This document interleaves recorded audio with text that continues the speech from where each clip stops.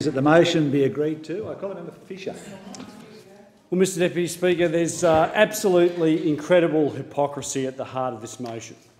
The member for Moreton tells us that his mates in the union movement object to the ABCC's fact sheet on the grounds that its regulations on flags are an attack on individual and corporate freedom.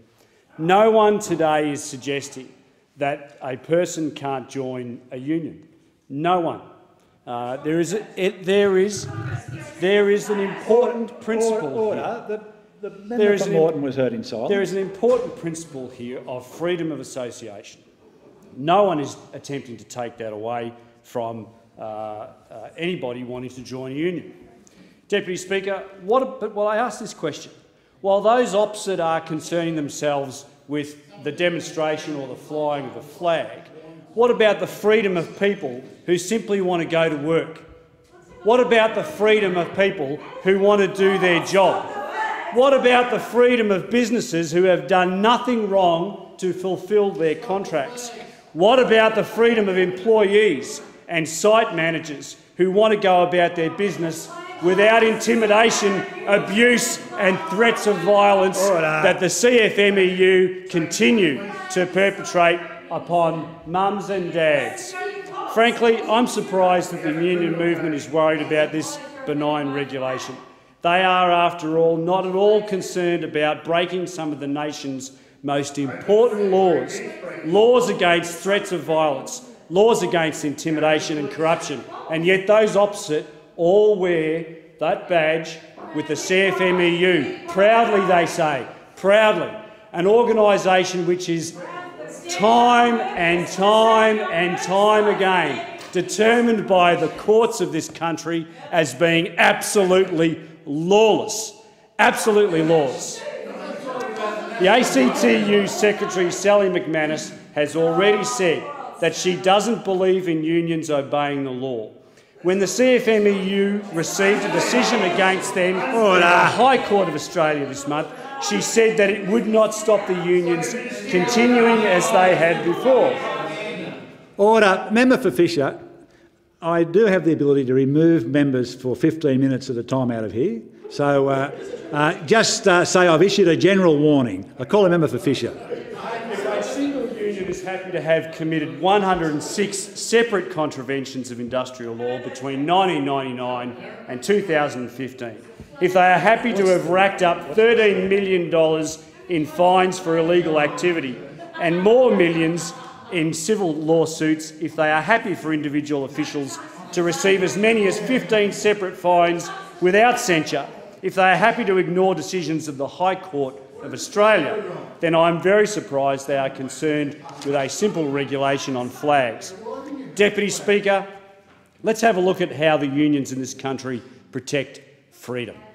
How about the freedom to enjoy a safe workplace?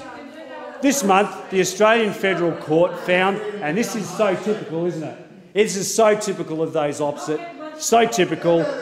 Let anybody who has a different view to you, anybody who has a different view, howl them down. That's so typical, just like your union mates. This month, the Australian Federal Court found that CFMEU officials had kicked down themselves a safety rail designed to protect workers at it's got everything to do with the flag, at a BKH group, because those opposite, he's asking to be kicked out, Mr Deputy Speaker. He's asking to be kicked out.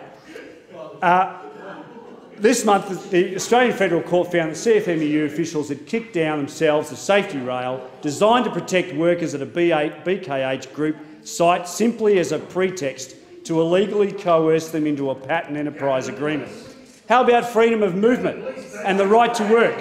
In October last year, the CFMEU and its delegate Andrew Harisu were fined $90,000 and $8,000 respectively for barring workers from entering their worksite to earn their living unless they agreed to sign up to the CFMEU and pay its membership fees.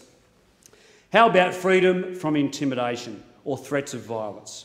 In June, CFMEU official John Setka threatened to expose ABCC inspectors and seek to make their children ashamed of who their parents were.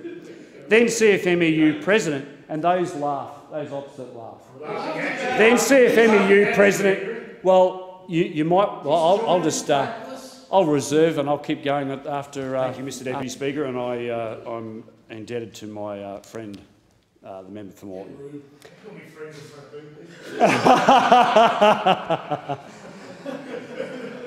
Mr Deputy Speaker, CFMEU President Dave Hanna, on the previous, in the previous matter that I was talking, former president of the CFMEU, was fined $10,500 in May of last year for illegally entering a worksite and threatening to bury an innocent bystander's mobile phone down their throat. Now, at the worksite of Glencore's Oakey Creek North mine last year, the situation was even more appalling. I can't read some of the quotes because that came out of this atrocious and long-running campaign of personal threats, but reports from the picket line, a picket line that the Leader of the Opposition visited, stated... Order, Mr Speaker. I just can't stand for this intimidation from those wearing the Eureka flag on the other side of the chamber, and ask that you call the chamber to order, please, Mr Speaker. Order, I call the member for Fisher. You're eating into my time. Now, the Leader of the Opposition visited this picket line and stated that workers who were simply going about their business were told that union members were going to attack them with a crowbar and even do inexplicable things to their children. How about freedom of simple abuse? Once again, the examples of abuse from Oakey Creek are unrepeatable in Parliament, but there are many more. At Sydney's Barangaroo building site alone, CFMEU officials called Lend-Lease employees and even a female police officer dogs, scum and lower than a pedophile grub, and much worse.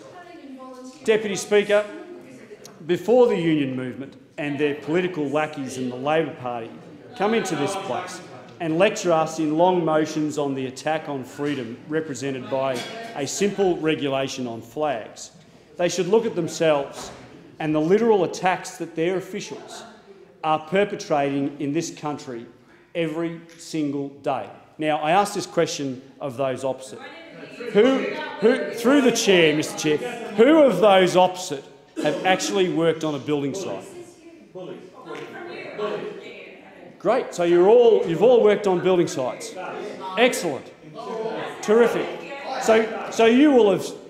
Member for Moreton, come on, you're a solicitor. I'm a barrister and I have worked on a building site. I have worked on a building site. In fact, I have personally. No, I don't have a ticket. But the problem is with those opposite and the CFMEU and their predecessors, the BLF, is that they consistently believed in this concept of no ticket, no start. So they would the honourable member says over here, nothing to do with safety. No ticket, no start is an absolute attack on freedom of association, an attack that the CFMEU continue to perpetrate time and time again. The same organisation that constantly is criticised by the federal court for consistent breaches of the industrial laws of this country. Now, there are 77 CFMEU representatives before the courts, facing a total of 865 alleged contraventions. Member for McEwen, your time will come. The CFMEU now holds the very dubious honour of having received $12 million in fines. Now, the week before last, Mr Deputy Speaker, the High Court ruled that it is permissible for a court to order that the CFMEU cannot pay fines it imposed upon its elected officials. So we are hopefully now going to see a change in the culture of the CFMEU. Badges that those opposite proudly wear, despite having received millions of dollars in fines, despite having received millions of dollars in political donations that the Labor Party continue to gladly receive. Shame on you.